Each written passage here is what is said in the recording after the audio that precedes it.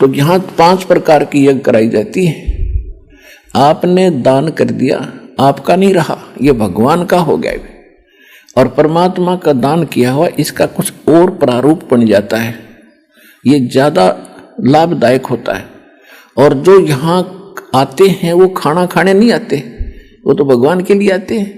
तो और भगवान के बच्चे भगवान के लिए आए हैं, तो उनको खिलाया हुआ ये दान अन्न बहुत ज्यादा लाभ देता है। ये एक रूल है, दाता ने एक नियम बनाकर छोड़ रखा है। जो इन नियमों को अपनाएगा वो सफल होगा, उसको वो फल मिलेगा ही मिलेगा। तो एक यज्ञ है धर्म की, आप देख रहे हो सदाव्रत, आपने सुना होगा कभी सदाव्रत। आपको सदाव्रत यहाँ सतलोक आश्रम बरवाला जिला हिसार हरियाणा में देखने को मिला। किसी समय कोई भक्त आ जा, रात ना आओ, 2 बजे आओ चाहे सुबह आओ, जाओ भंडारे में, परमात्मा के बच्चे तैयार पाओगे, बैठ भाई। एक भगत कह रहा था जी, पिछले जून के सत्संग में परमात्मा के प्रगट दिवस पर वो हमारे पास मिलने आया था, तो उसने बताया जी हमारा वहां जाके बैठ के थाली थोड़ी लेकर पहुंचने इतनी देर ज्यादा लग जाती है क्यों, भीड़ घनी हो रही है।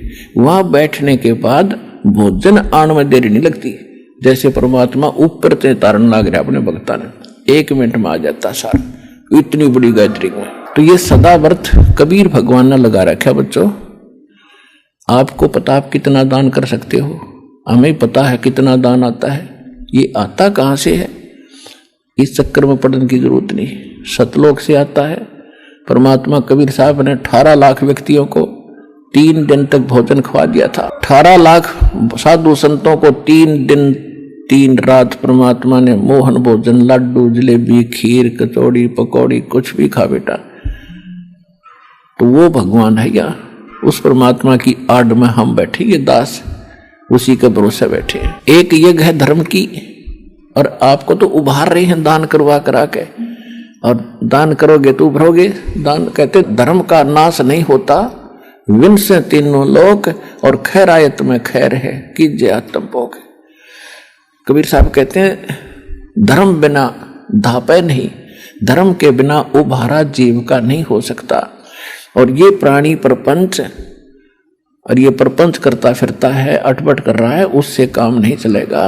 और आस बनानी क्यों करे, तन दिया हो तो संच। यानी आज तो कोई भिखारी है, कोई किसी तरह मजदूर है, तो अब उसको मिल नहीं रहा क्योंकि पीछे दान करया नहीं। और दान हम करना चाहते थे तो हमें वो स्थान नहीं मिला जो सुपात्र हो। तो किसी ने मंदिर बनवा दिया, किसी ने धर्मशाला बनवा दी, किसी ने कोई और कंबल बांट दिए। इस तरह की हम क्रिया करते थे। ठीक है ना, तो ये भी ठीक थे, लेकिन ये लाभदायक नहीं थे, मोक्षदायक नहीं थे। मनुष्य का जीवन सफल इनसे नहीं हो रहा था।